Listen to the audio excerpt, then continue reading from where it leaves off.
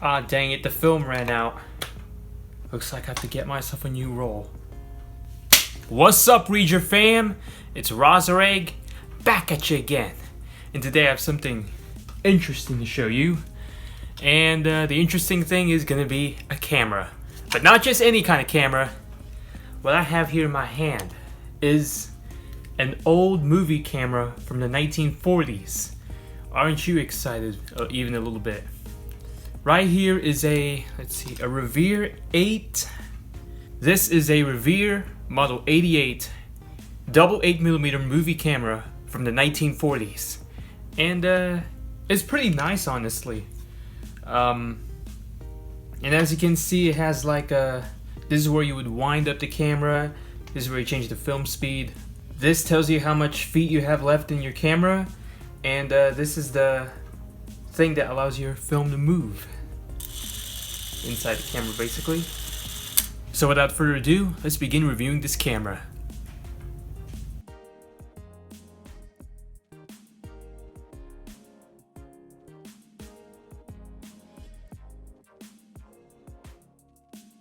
So here's the Revere Model 88 double 8mm movie camera, and as you can see, it's not that big of a camera, to be honest. To start with, here's one side of the camera. Like I've said before earlier in the video, this is where you wind up the camera to make the film advance. This is the lever where you advance the film. This counter shows how much the film will go at a certain rate. This one is saying 16 frames per second, and this one shows how much feet of film you have left in your camera. And as a quick demonstration, I'm actually gonna go ahead and advance this.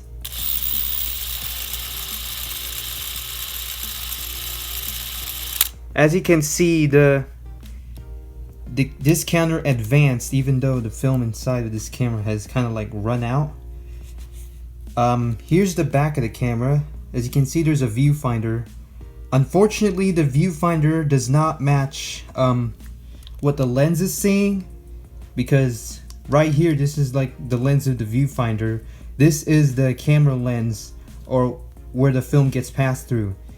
And if we move a little bit closer with this thing, you'll notice that the camera lens has a feature on it. This is where you adjust like the aperture of the camera.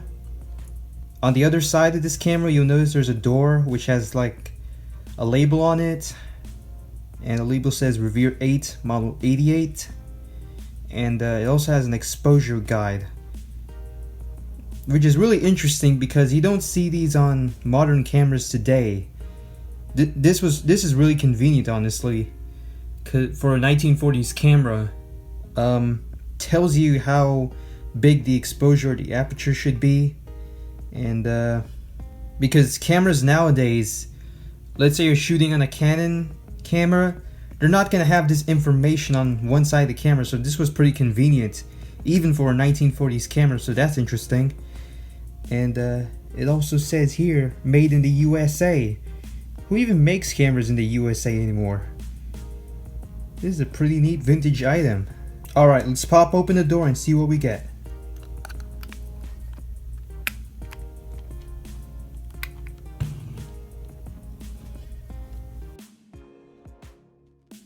Alright, this is the inside of the camera where you put the film in, and as you can see, the film has run out.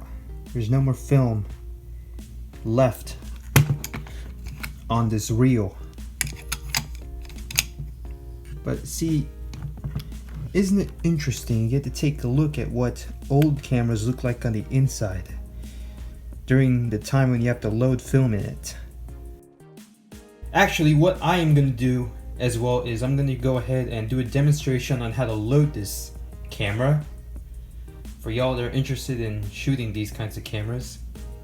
Alright, I've turned on the light so you can see what the inside of this camera looks like in a better way.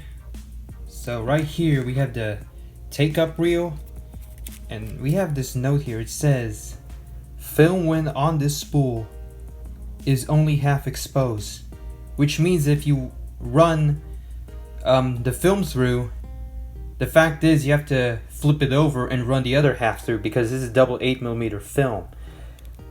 This film was meant to be cut up. As you can see, there's the other side. Now you're probably wondering, why am I exposing the film to a huge amount of light?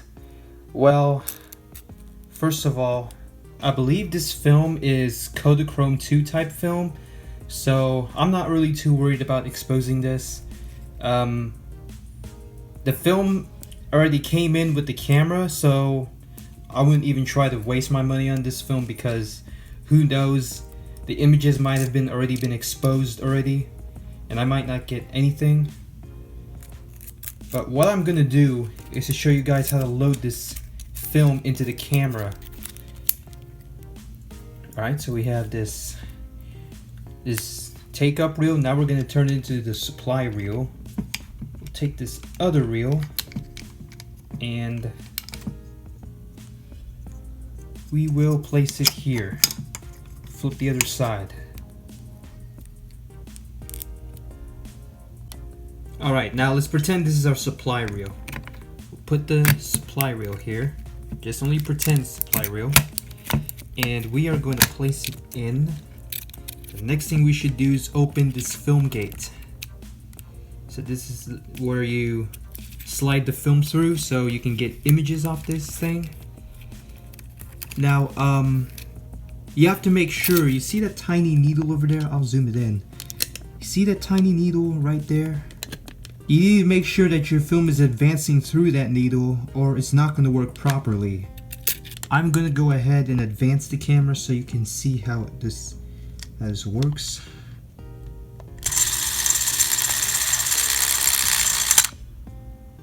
So that's how the camera works on the inside. And as you can see, the little needle there was moving as well as the little window right there. Before we load the film in, we have to make sure that this side of the film is being exposed on this little window. On the little window where the film will get exposed. See right there? This is the emulsion side. This is the lighter side of the film. So that's the side of the film where we have to expose. So I'm actually going to show you how to load the film. If I can get this film to work.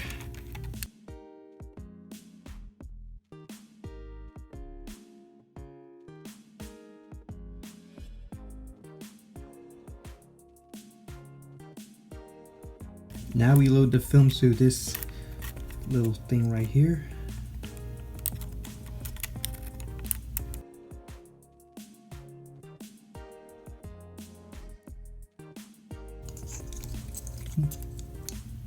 Now, you just slide this little film right here into this take-up reel.